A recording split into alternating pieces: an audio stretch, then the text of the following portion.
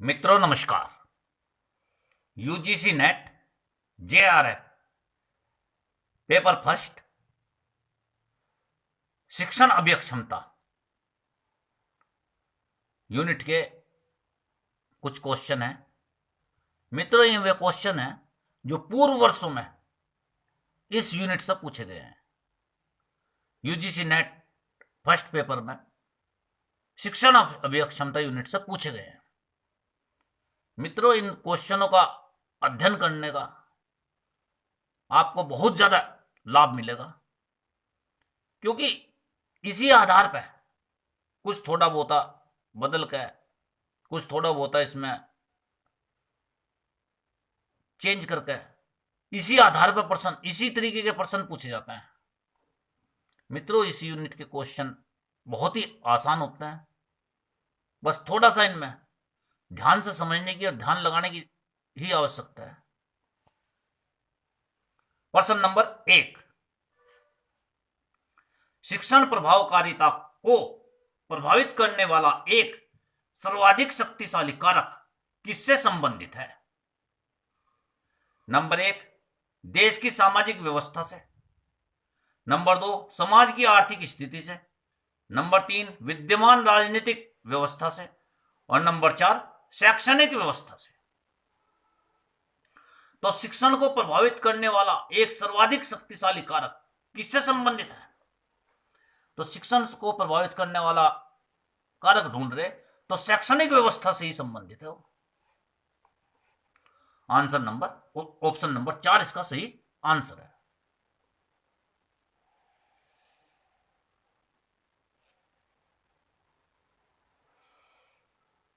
प्रश्न नंबर 2, शिक्षण अधिगम संबंधों के संदर्भ में निम्नलिखित कथनों के समुच्चय में से कौन सा स्वीकार्य कथन है? अपना उत्तर दर्शाने के लिए सही कूट का चयन करें।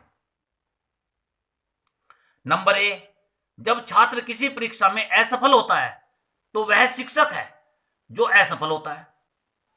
नंबर बी, प्रत्येक शिक्षण का उद्देश्य अधिगम सुनिश्चित करना होता है।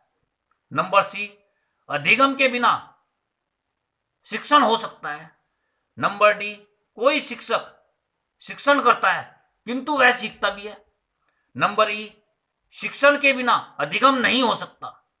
और नंबर एफ, वास्तविक अधिगम का अभिप्राय कंठस्थ किया जाने वाला अधिगम है।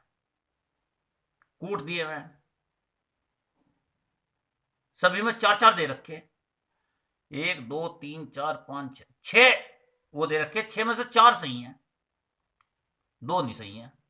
देख लेते हैं। शिक्षण अधिगम संबंधों के संदर्भ में निम्नलिखित कथनों के समुच्चय में से कौन सा स्वीकार्य कथन है? तो कौन सा स्वीकार्य कथन है? नंबर ए देख लो, जब छात्र किसी परीक्षा में असफल होता है तो वह शिक्षक है जो असफल होता है। यह बिल्कुल ठीक है। प्रत्येक शिक्षण का उद्देश्य अधिगम सुनिश्चित करना होता है। यह बात सही है। प्रत्येक शिक्षण का उद्देश्य अधिगम सुनिश्चित करना होता है। अधिगम के बिना शिक्षण हो सकता है। यह बात भी ठीक है।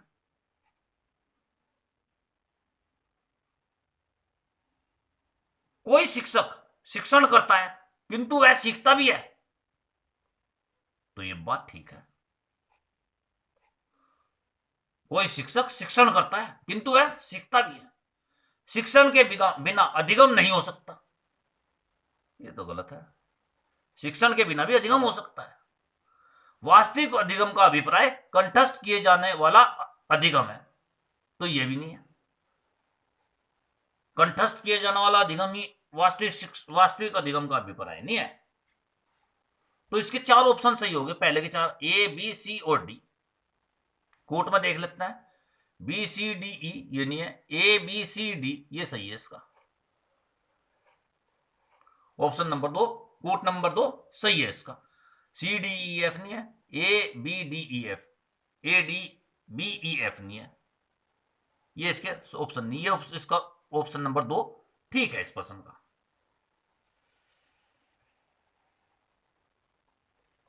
प्रश्न नंबर 3, यह अभिकथन तर्क वाला प्रश्न है।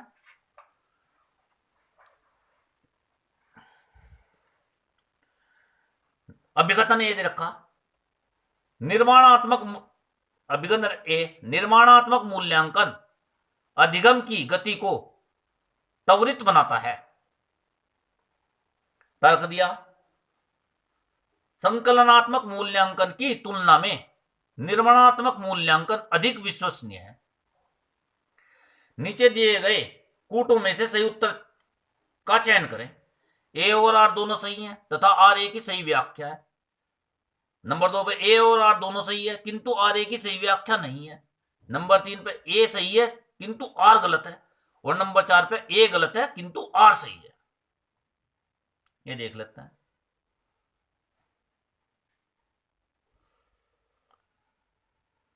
अभिकथन है, निर्माणात्मक मूल्यांकन अधिगम की गति को त्वरित बनाता है।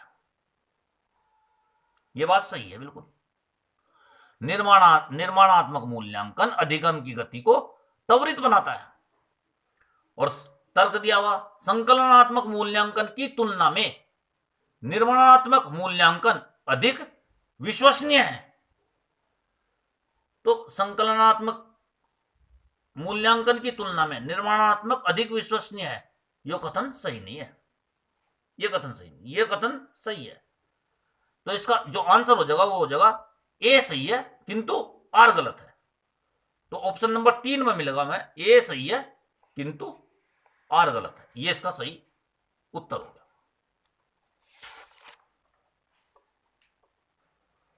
प्रश्न नंबर 4, किसी सूचना समृद्ध कक्षा व्याख्यान की सामान्य विशेषता उसके इसके किस प्रकृति के होने में होती है। नंबर 1 गति रहित, नंबर 2 सांतरिक, नंबर 3 तथ्यात्मक और नंबर 4 खंडात्मक। तो सूचना समृद्ध कक्षा व्याख्यान की सामान्य विशेषता उसकी किस प्रकृति के होने में होती है। तो गति रहित हो तो होने में हो नहीं सकती, खंडात्मक होने में भी नहीं हो सकती। तो सूचना समृद्ध कक्षा व्याख्यान की सामान्य विशेषता उसकी किस प्रकृति के होने में होती है, तथ्यात्मक।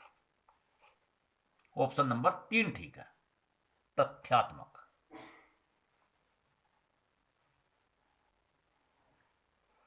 प्रश्न नंबर 5,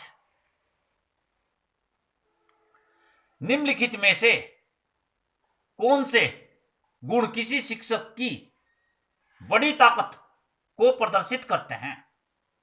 नंबर 1 संस्थागत प्रबंधन में पूर्णकालिक सक्रिय संलिप्तता। संस्थागत प्रबंधन में पूर्णकालिक सक्रिय संलिप्तता। नंबर बी उदाहरण प्रस्तुत करना। नंबर सी अवधारणाओं के परीक्षण के लिए तत्पर रहना। और नंबर डी गलतियों को स्वीकार करना। नीचे दिए गए कूट से सही उत्तर का चयन कीजिए। कूट दिए हुए निम्नलिखित में से, प्रश्न देख लेते हैं एक बार। निम्नलिखित में से कौन से गुण किसी शिक्षक की बड़ी ताकत को प्रदर्शित करते हैं। तो कौन से गुण प्रदर्शित करते हैं।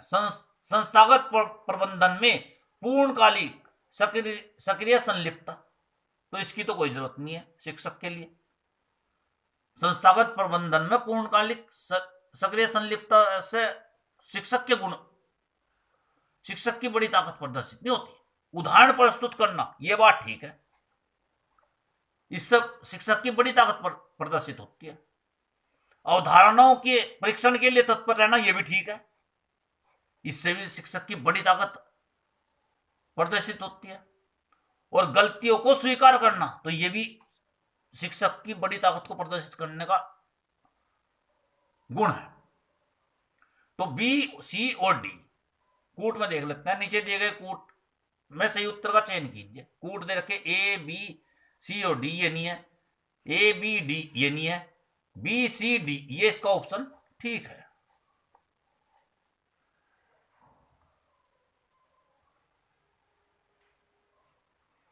प्रश्न नंबर 6, यह भी अभिकथन तर्क का प्रश्न है।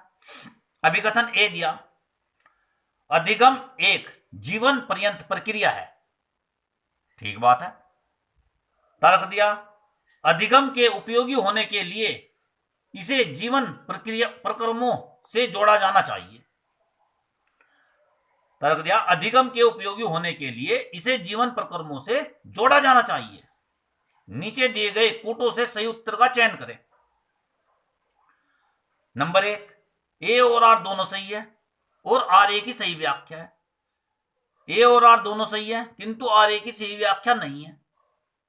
ए सही है किंतु आर गलत है। ए गलत है किंतु आर सही है। अभिकथन देख लेते हैं एक बार।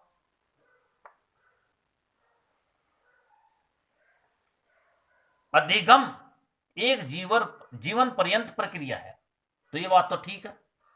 अधिगम एक जीवन पर्यंत प्रक्रिया है। अधिगम के उपयोगी होने के लिए उसे जीवन प्रक्रमों से जोड़ा जाना चाहिए।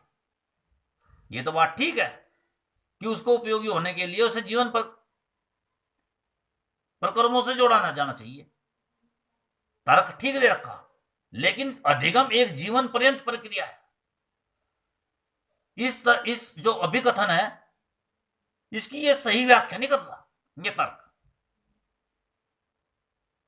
तो इसका जो सही उत्तर हो जाएगा वो ऑप्शन नंबर 2 हो जाएगा। ए और आर दोनों सही हैं किंतु आर ए की सही व्याख्या नहीं है। ये इसका सही आंसर हो जाएगा। ए और आर दोनों सही है किंतु आर ए की सही व्याख्या नहीं है। प्रश्न नंबर 7, अधिगम का सबसे उपयुक्त अर्थ है। नंबर 1, कौशल अर्जन। नंबर 2, व्यवहार संशोधन। नंबर 3, व्यक्तिगत समायोजन। और नंबर 4, ज्ञान को दिमाग में बैठाना। तो अधिगम का सबसे उपयुक्त अर्थ क्या है? इन 4 ऑप्शनों में से चुनना। तो अधिगम का जो सबसे उपयुक्त अर्थ है वो है नंबर 2, व्यवहार संशोधन। यही इसका सही आंसर है। मित्रों, मैं लगातार यूजीसी नेट फर्स्ट पेपर, जिसे अब नेशनल टेस्टिंग एजेंसी ले रही है इस बार इस टेस्ट को, उससे संबंधित यूजीसी नेट फर्स्ट पेपर से संबंधित और यूजीसी नेट योग विषय से संबंधित काफी अच्छे अच्छे वीडियो आप सभी के लिए अपने इस चैनल के माध्यम से आप लोगों तक पहुंचा रहा हूं। आपको इसका फायदा मिले और आप इन्हें देखकर इनका लाभ उठा सकें, इसके लिए आप हमारे इस चैनल को सब्सक्राइब अवश्य कर लें। धन्यवाद मित्रों।